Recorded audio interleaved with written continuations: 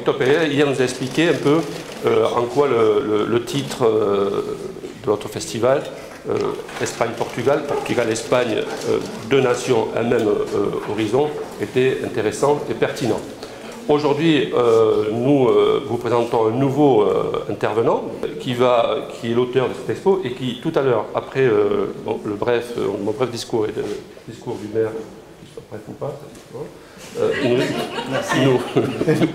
nous expliquera. Donc, monsieur le maire va partir, c'est ça.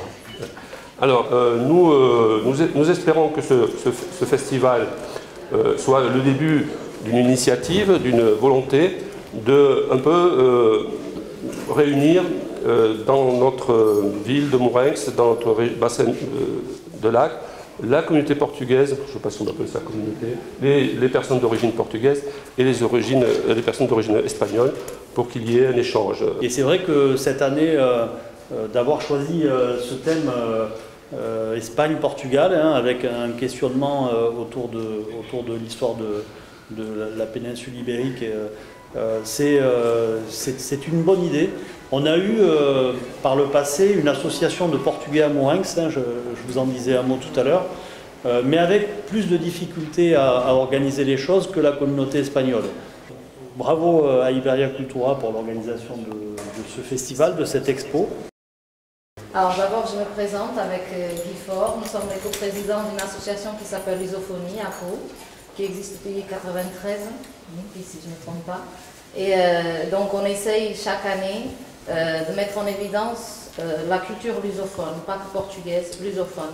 Depuis 10 ans, je suis très étonnée de voir que le portugais n'est pas aussi parlé que je le pensais quand j'étais au Portugal, vu le nombre de Portugais ou de gens d'origine, on va dire ça, qui habitent en France. Donc ça, c'est pour notre association. Nous sommes à Pau et j'étais très contente de venir à Mourenx connaître la ville. Et ce que je dis à Valentin ce matin, c'est que je me promenais, je marchais ici au marché et j'entendais plein de langues étrangères dans le portugais et de dire que nous, en tant qu'association, on est prêts aussi à être plus présents à Mourenx. Je suis très heureux d'être dans cette ville. Il y a quelques années, dans mes fonctions de directeur régional des questions de l'immigration, je me suis beaucoup occupé de Mourenx. Donc je suis heureux d'être dans cette ville qui est une ville-monde. Il y a peu de villes en France avec cette histoire. Je voudrais saluer Victor Pereira qui est là, qui est un jeune historien, un homme passionné. Lui aussi croit effectivement dans cette dimension de croiser les cultures, d'aborder les problématiques d'une façon transversale et pas communautaire. Cette exposition, c'est un avatar d'un échec.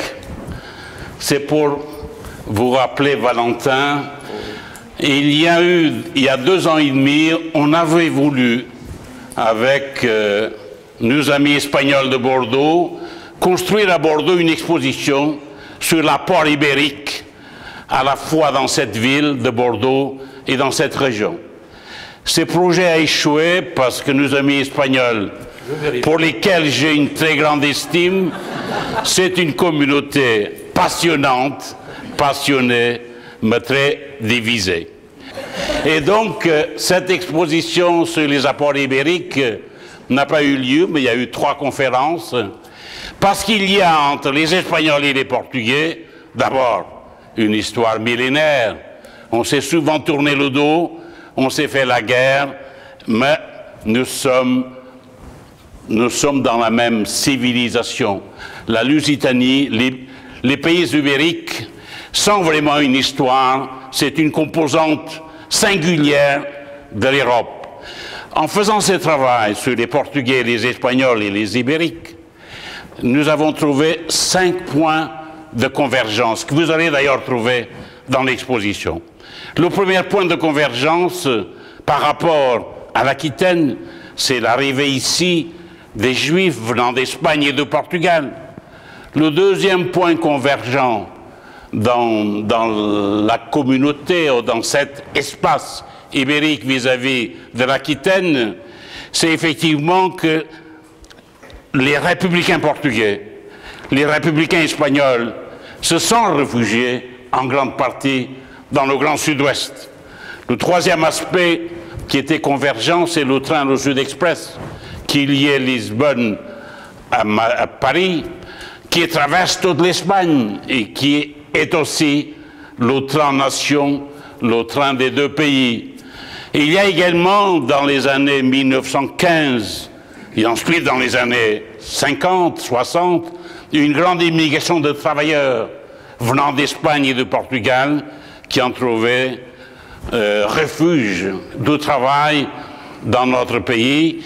Et puis il y a un autre élément convergent, et il y a un autre élément qui a permis effectivement tout au long de l'histoire, c'est la place des Portugais et des Espagnols dans le bâtiment.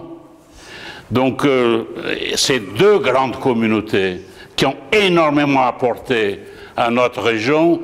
Donc vous voyez, tout ça, c'est des éléments de convergence. Le fait qu'à Morinx, vous ayez cette idée géniale, ça rencontre notre réflexion, ça rencontre les travaux de notre ami Pereira, ça rencontre également la volonté, et Anna l'a dit tout à l'heure, nous sommes des enfants de la même, de cette partie de l'Europe, donc agissons ensemble, parce que c'est ensemble, et non pas les uns contre les autres, que nous pouvons construire quelque chose, et que nous pouvons démontrer que nous sommes capables de dépasser nos divergences pour faire vivre nos convergences.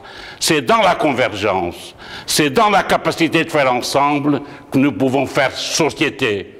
Et je me réjouis qu'ici, dans cette ville, vous avez eu cette idée, et je suis fier et en même temps heureux d'apporter notre petite pierre à l'édifice.